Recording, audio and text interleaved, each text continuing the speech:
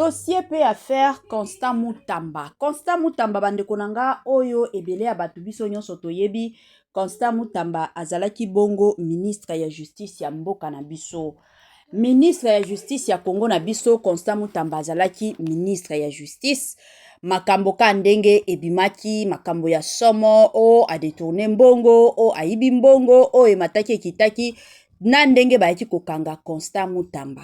La famille esalaki pasi na communauté na biso, esalaki pasi ya makasi, ndenge bakangaki Constant Mutamba, ti lelo oyo bato ebele balelaka. Ezalaka kutu na bata moko barimere bimaraka keno Constant Mutamba kufi, Constant Mutamba emati ekiti, ye wana kuna zo sanza makila, ezalaka toujours matakita. Bonjour, bonsoir et surtout bon après-midi bande konanga.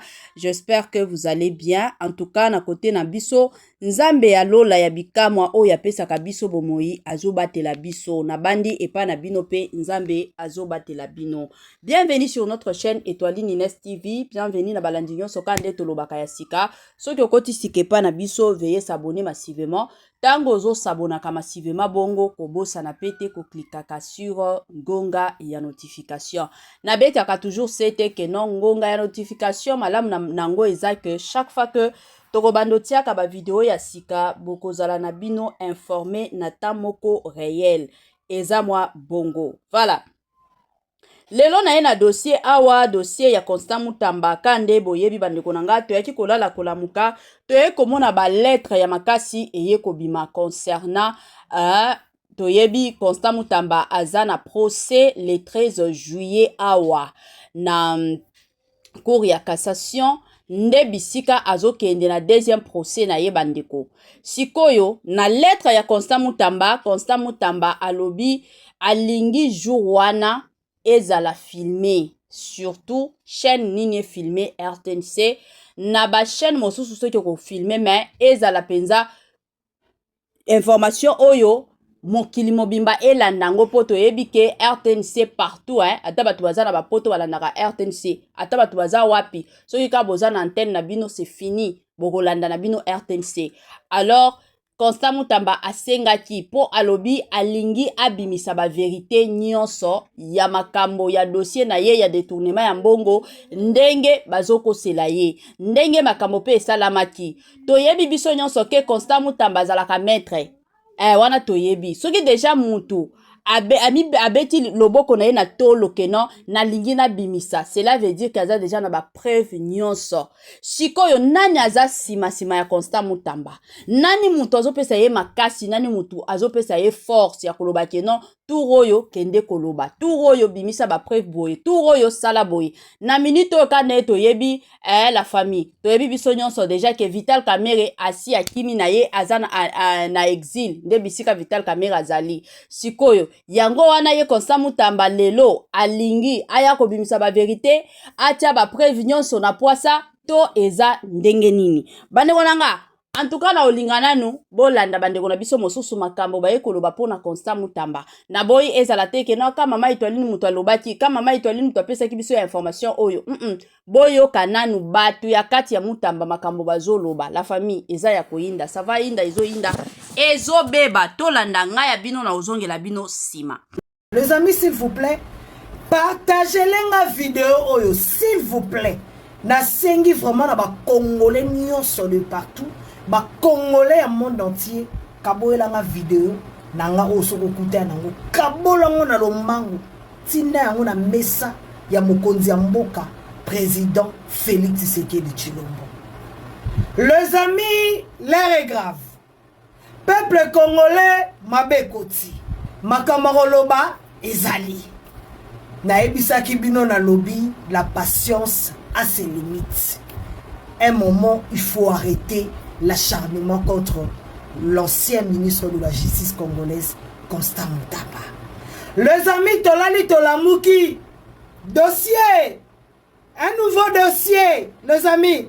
Yango bomoni, ni neza roleka, procureur, fermé vonde, atindi bongo, convocation elandi Constant Mutamba, tina mbetu ya hôpital, place azali, batinde la ke bongo convocation, pour que Constant Mutamba a se présenter le 13 juillet na 9h na cour de cassation Nini ka César oleka na kati ya dossier, le même dossier o ezalaki na parquet ya grande instance, bomonaki dossier wana ba clôturer yango na parquet balobi bango barokoka ko assumer ba dossier o te bango batiki. Lokola Vonde azalaka toujours na dent contre Mutamba. Lokola groupe de mafieux balobi non biso to tika boete. Biso na mission na biso zali ko détruire Constant Mutamba. Alors Vonde a s'est décidé à bengisa Constant Mutamba na cour de cassation mukolo ya les 13 nini Mutamba o biso nyonso ba ebisaki biso balobi Mutamba zali bongo renseignant aya ko renseigner biso na makambo etali procès de la honte, procès à l'Okuta Frivao. Les amis, na minito na oloba na bino dossier komi ono Mutamba foya na cour de cassation yende prévenu ayawa aya koloba na biso. Les amis, nazo seka ezate ko seka na ngai eza ko seka mo ya gentillesse et ko seka ya don. Cela veut dire que ko seka ya ras-le-bol, ko seka ya yanama. Ndeko seka sourire na oseka. Nzambe pala la raté moi na mboka Constant Mutamba Tshungunga. Il s'est décidé, bon mona na ochela bino abotanga. Mutamba décidé. Alobi, cette fois-ci la vérité s'appelle Dieu. Akoti kate batuba manipuler population. Akoti kate un groupe de mafieux. Ba sali réputation na ye. Alors, asengi na ba Congolais nyonso de partout, bo assister ye, bo accompagner ye. Nous devons accompagner Constant Mutamba le 13 juillet oyo na ngonga ya 9h na cour de cassation. Les amis, ça va faire au moins dans le 1 an déjà. Tout le monde appelle Mutamba Kala. Il est temps que le peuple congolais amona Constant Mutamba. Les crocodiles, hein, les crocodiles, ils dormaient tranquillement. Les lions dormaient tranquillement. Et alors, Botumbo les lions, Bolamoussi lion, il faut assumer. J'espère que vous avez un nerf solide. Il y a une vérité. Procès Frivaro. Il faut serrer vos ceintures. Parce qu'il y aura des pleurs et des grincements de dents. Il y aura des pleurs et des grincements de dents. Les 13 juillet. Je dois assister à procès.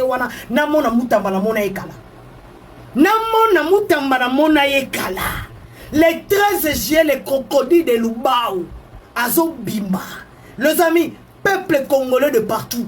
Papa, maman et Lengue. Yo zali contre l'injustice. Boyebi que procès à mon amoka Constant Mutamba. Et ça procès à l'Okuta. Moutoua kosa binote. Bon moni. Basali nyonso Constant Mutamba lobi yango na lettre na ye. Basali nyonso ba dédoubler parti na ye. Ba kosa baba n'importe quoi. Ba loba n'importe quoi na kombo na ye. Ba kei ba kangi ba militaire Mutamba ye. Basali nyonso. Ba lobi non ekoki karaté. Tobengi sa lokwa na mboka wana procès ala kombo Mutamba. Tobengi sa kaka Constant Mutamba. Mais firmez-vous dans bossa na ke na mboka tozana ba problème makambo zo sala yo batu ba calculote batu ba mona des présidents de la République, son excellence Félix Tshisekedi Tshilombo, le président de la République démocratique du Congo, président Fachi. Il est temps de mettre stop na procès à l'Okuta, na manipulation à l'Okuta, parce que ça sent mauvais, ça sent très mauvais. Procès à Frivaro. Oh, bijou met à l'oma quitté. Les amis, le 13 juillet, Milingero Matali Kolodi.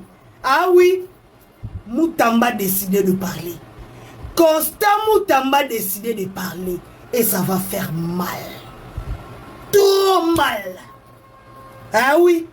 Oui. Serrez vos ceintures. Tosez la les 13. Les amis peuple congolais. Mobilisation générale à partir de le 4 juillet. Mobilisation générale pour accompagner mon mboka Constant Mutamba na cour de cassation. Jusqu'à quand vous allez continuer à intimider Constant Moutamba? Trop c'est trop. La patience a ses limites. Awa tozali kobenga ba victime ya guerre ya Kisangani. Oyo Constant Moutamba ye moko aza victime ya guerre ya 6 jours ya Kisangani. Bozala ebele na cour de cassation. Boya koyeba vérité. Nani oyo aliaka mbongo ba victime? Nani azwaka mbongo?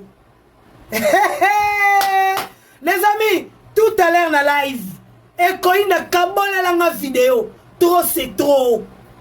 Kolanda mona batuti na toilette, bolande na toilette, et silité, boke kolande lisusu na mbete hôpital, problème te, Moutamba ko telema.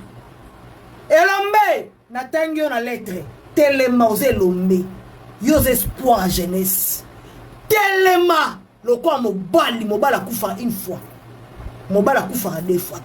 Telema na mbete hôpital elombe. Telema, yako défendre vérité. Yako défendre vraie justice. Yomoza victime. Les amis, Ingeta, les combats continuent. Partagez. Merci, tout à l'heure dans la live. Bonsoir peuple congolais. Bon. Oh, bino bovandi awa bandeko. 3e procès contre Constant Moutamba. Nazoyebisa bino auti kokoma ba lettre o bozomona awa aza ko interpeller opinion nationale et internationale ba congolais nyonso tout que ba fungoleli procès mususu 3e procès na makambo etali dossier ya Frivao.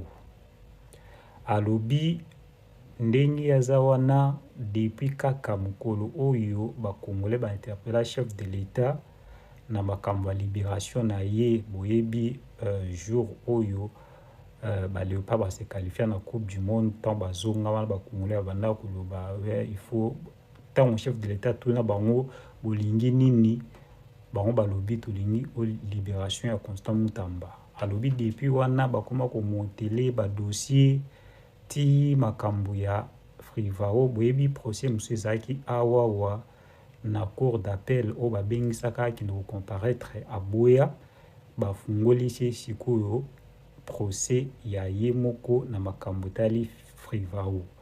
Alobi le 13 juillet oyo procès eza ya kofungwama, donc aza obligé côté oyo avandi kuna na hôpital pour na poursuivre ba soins à retirer mbeto na ya hôpital pour na akende ko comparaître le 13 juillet kuna na cour à cassation na dossier Frivao. Alobi trop c'est trop a kobimisa ba vérité nyonso tout ba congolais ba koyoka makambo nyonso tout oyo le cas avant, pendant et après kozala ministre ya justice na makambo ya gestion ya mbongo oyo etali Frivao parce que za mbongo ya indemnisation ya ba victime ya guerre ya Kisangani oyo Uganda afutaka. Alobi asengi procès wana ezala médiatisé na RTNC na ba chaîne nyonso tout pona ba congolais balanda ba vérité parce que kuna a kosopa nyonso tout pa lobi trop c'est trop oyo bazolukela eza likamususu parce que ba objectif na bango et silina noté ba atteindre un objectif na bango te bazana pour ça vraiment basi lisaye na ndenge nyonso de sengeli pe lobi trop c'est trop a kopanja ba secret nyonso tout. Donc dossier à suivre to ebite so le ganeni le 13 oyo balobi procès ezobanda kuna na cour à cassation. Les amis, nouveau complot contre Constant Moutamba, selon ses propres affirmations contenues dans cette nouvelle lettre qu'il a adressée au peuple congolais. Et il annonce cette fois-ci qu'il va se présenter pour comparaître personnellement. L'information a été relayée par les médias congolais. Les journalistes Stanis Bouchankera a partagé l'information. Les journalistes Patrick Local a fait de même, ainsi que les journalistes Yves Bouya. Nous allons lire ensemble avec vous la dite missive. Totanda. Disons, Kinshasa, le 4 juillet 2026. Au peuple congolais, Peuple d'Afrique. Objet, mon troisième procès politique. J'ai appris qu'un troisième procès politique sera ouvert contre moi ce 13 juillet devant la Cour de cassation dans l'affaire Frivao. Après avoir tenté en vain leur manœuvre devant la Cour d'appel, dédoubler mon parti Nojek, arrêter mes militants, mes détracteurs ont choisi de me transformer en prévenu dans une affaire dont je ne suis concerné ni de près ni de loin. Preuve que l'objectif de leur premier procès n'a pas été atteint. Cet acharnement judiciaire a commencé le jour où le peuple a réclamé ma libération devant le chef de l'État au palais du peuple à l'occasion du retour des léopards. Il poursuit en disant, pour mettre fin à ces manipulations de la justice, chantage politique répété, je décide de quitter mon lit d'hôpital où je suis cloué depuis 9 mois, médicaments à la main, afin de défendre la vérité, la vraie justice et mon innocence. Je vais donc comparaître personnellement ce 13 juillet 2026. Par ailleurs, je souhaite que ces procès soient diffusés en direct sur la RTNC et d'autres chaînes, afin que les victimes des guerres de Kisangani dont je fais partie, ainsi que notre peuple sachent désormais la vérité sur la gestion de ces fonds Frivao, avant, pendant et après mon passage à la tête de notre justice, qui devient désormais un instrument de règlement des comptes politiques au service d'un groupe. Résistance. La patrie, il conclut en disant, la patrie ou la mort, nous vaincrons. Constant Mutamba. Vous voyez, voilà. Il a signé juste là. Constant Mutamba. Qu'en dites-vous? Exprimez-vous massivement en commentaire. Exprimez-vous. Merci.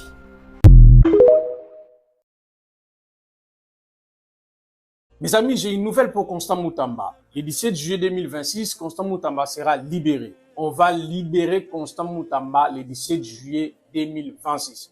Constant Mutamba sera libéré, malheureusement non pour rentrer à la maison chez lui, mais pour aller comparaître devant la Cour de cassation concernant l'affaire de Frivao qu'il qualifie de troisième procès politique contre lui. Je vous rappelle que Constant Mutamba est toujours malade.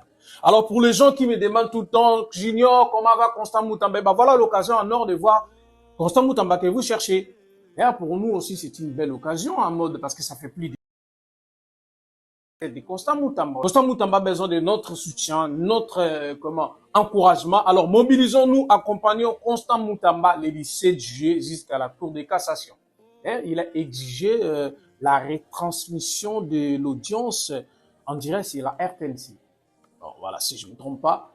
Donc il a exigé ça. Donc voilà. Alors le 17 juillet, un seul rendez-vous, Constant Mutamba sera libéré. Les patriotes, ceux qui ont besoin de voir Constant Mutamba, sa santé. Les gens qui demandent comment va Constant Mutamba, sa santé, il va bien ou pas. Et ben voilà, l'occasion est là, le 17 juillet. Préparons-nous, accompagnons Constant Mutamba jusqu'à la Cour de cassation.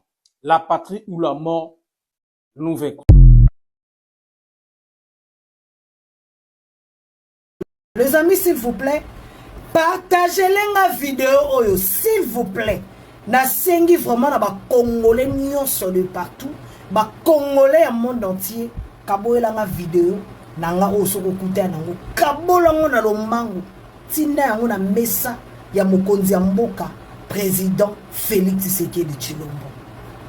Les amis, l'air est grave. Peuple congolais, mabekoti, makamaroloba ezali. Na ebisaki bino na lobby, la patience a ses limites. Un moment, il faut arrêter l'acharnement contre l'ancien ministre de la Justice congolaise, Constant Mutamba.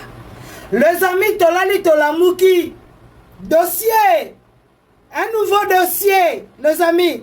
Yango Bomoni, ni neza roleka, procureur, Fermé Vonde, Atindi Bongo, convocation elandi Constant Mutamba tina mbeto ya hôpital place azali batindela ke bongo convocation pour que Constant Mutamba akende ko se présenter mukolo le 13 juillet na 9h na cour de cassation. Nini kaseza oleka na kata dossier le même dossier oyo ezalaki na parquet ya grande instance bomonaki dossier wana baclôture yango na parquet balobi bango bakokoka koassume badossier oyo te bango batiki lokola Vonde azalaka toujours na dent contre Mutamba lokola groupe de mafieux balobi non biso totika boye te biso na mission na biso ezali ko détruire Constant Mutamba alors Vonde a s'est décidé à bengisa Constant Mutamba na cour de cassation mukolo ya les 13 nini Mutamba o biso nyonso bayebisaki biso balobi Mutamba zali bongo renseignant aya ko renseigner biso na makambo etali procès de la honte procès à l'Okuta Frivao les amis na minito na oloba na bino dossier komi ono Mutamba fo ya na cour de cassation yende prévenu ayawa aya koloba na biso les amis nazo seka ezate ko seka na ngai eza ko seka mo ya gentillesse ya ko seka ya don cela veut dire que ko seka ya ras-le-bol ko seka ya yanama nde ko seka sourire na oseka nzambe pa la raté mwana mboka Constant Mutamba Tungunga il s'est décidé bon mona na tchela bino a botanga Mutamba décidé alobi cette fois-ci la vérité s'appelle Dieu akotika te batu ba manipuler population akotika te un groupe de mafieux ba sali réputation na ye alors asengi na ba congolais nyonso de partout bo assister ye bo accompagner ye. Nous devons accompagner Constant Mutamba le 13 juillet oyo na ngonga ya 9h na cour de cassation. Les amis, ça va faire au moins dans le 1 an déjà. Tout le monde appelle Mutamba Kala. Il est temps que le peuple congolais amona Constant Mutamba. Les crocodiles, hein, les crocodiles, ils dormaient tranquillement. Les lions dormaient tranquillement. Et alors, Botumbo les lions, Bolamoussi lion, il faut assumer. J'espère que vous avez un nerf solide. Il y a une vérité. Procès Frivaro.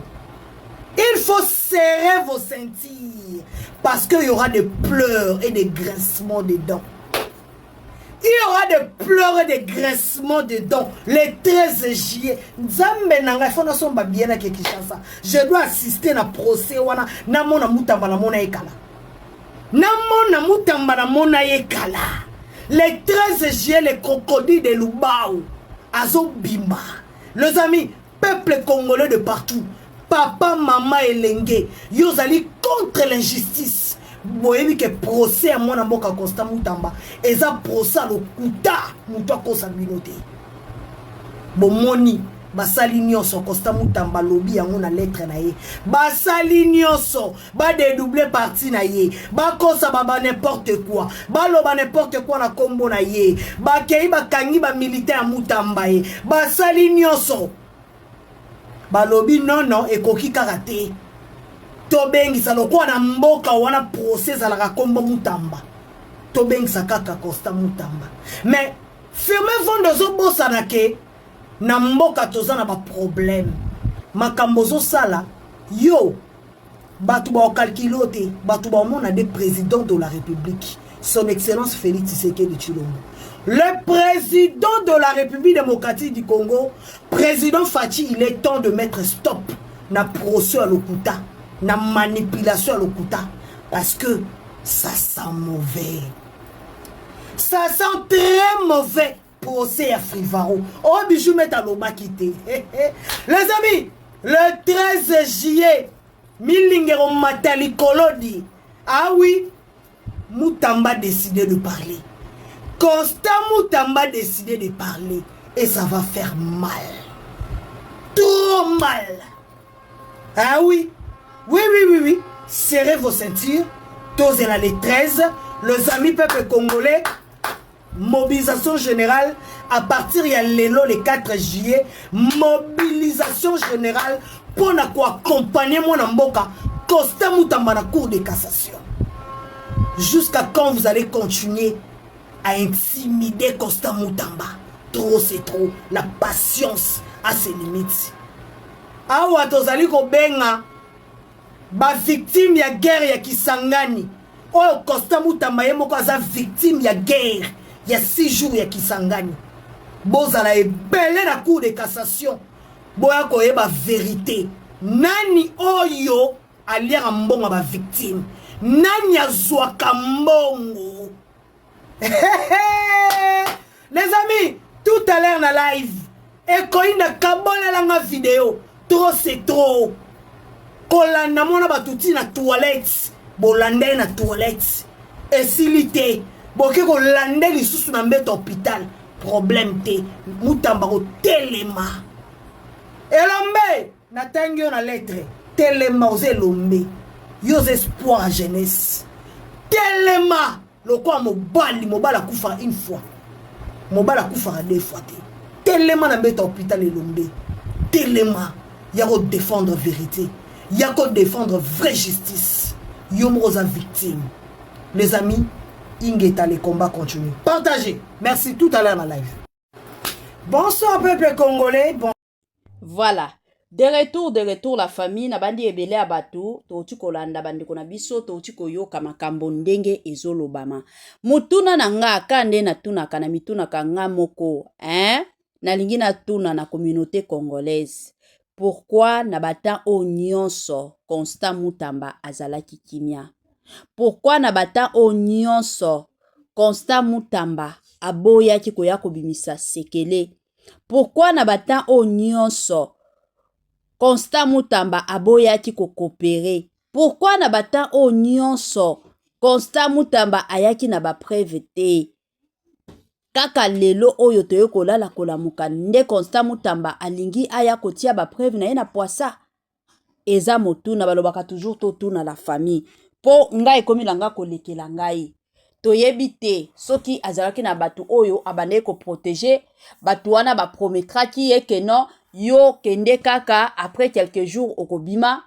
Parce que déjà tango bakangaki Constant Moutamba, batu ebele to monaki la plupart batu bayaki kolela awa na kombo ya Vital Kamerhe, batu ebele bayaki kolela awa na kombo ya mama na biso Judith Suminwa, ke bangonde baza la base. Il y a même pas 4 semaines ou autre qui koloba soki 4 semaines. Déjà mbutu wa makasi yaki kobima awa keno Vital Kamerhe ake na exil. Vital Kamerhe akimi. Koki mbala moko na 3e date ya Constant Moutamba bandekunanga. Constant Moutamba pe alobi ke azobimisa nyonso. Ezalaki ba mafia na bango basalaki na Vital Kamerhe. Lelo ye ko comprendre que Vital Kamerhe atiki ya sondoli ye yango sikoyo alingi aya ko bimisa Vital Kamerhe na poasato ezandenge nini. Bandekunanga.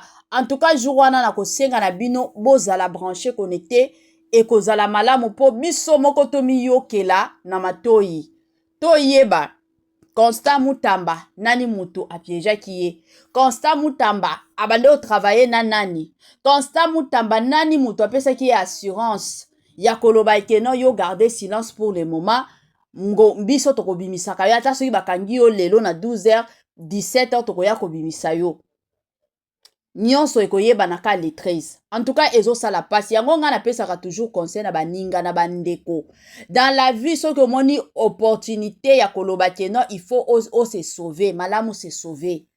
Koya kokufa liwa ya baninga mosusu te keno, parce que nga na lingi na bima un bon samaritain. Okoya kokufa pamba. Okotika bana. Batu o ba travailler na Constant Moutamba. Oyo ye abombela bango basekele. Bazaki na ba famille na bango, na basi na bango, na bana na bango, bazo vivre vie na bango normal. Mais ye wana, ti akoma ki na niveau ko bana kosanza ba makila, ti Constant Moutamba zo souffrir. Bana na ye mwasi na ye nani muto bando talela ye. Nase ya mokilio yo bakufaka liwa pona moninga te. Nase ya mokilio kufa liwa ya yo moko. Kufa liwa ya yo moko ekozala bien okufi na liwa ya yo moko. Soki kozala pona liwa ya ba camarade, liwa ya mutu kingandi, no parce que promettra kinga. Ba kokunda yo le même mutu wana komi ko seka yo. Mokili ekoma bongo. Na se ya mokili oyo ezalaka lisusu mokili ya kolanda bilanda landa te keno parce que ya lobaki, parce que ya salaka. Soki omoni keno awe fona tima mikimela.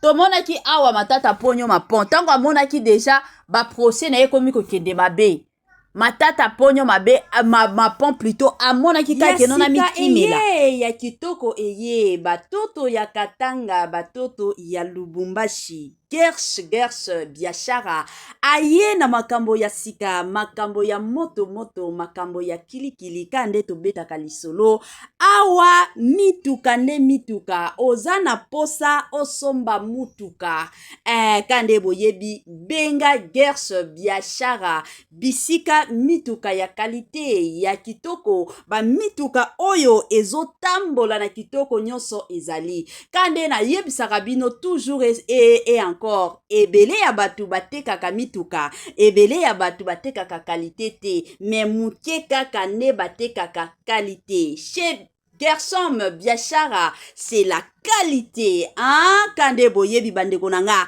ba mituka ya sika ba mituka ya kitoko ba mituka oyo ezotambola na kitoko nyonso soki omati na mutuka oyo yo moko osepeli soki omati na mutuka oyo yo moko oyoki yoka gu tala soin tala sebene mituka kitoko o wapi numero na biso yango wana ozana besoin ya mutuka ozana besoin osomba camion na yo osomba taxi na yo osomba Dubai na yo osomba rosa ba qualité do ba sorte nyonso ya mituka eza nango kaka na Gersh biashara kuna qualité kuna biloko ya kitoko kuna biloko ya mafuta kande bomona awa Gersh biashara Tokos Gersh biashara c'est la qualité Gersh biashara bisika masolo ya kitoko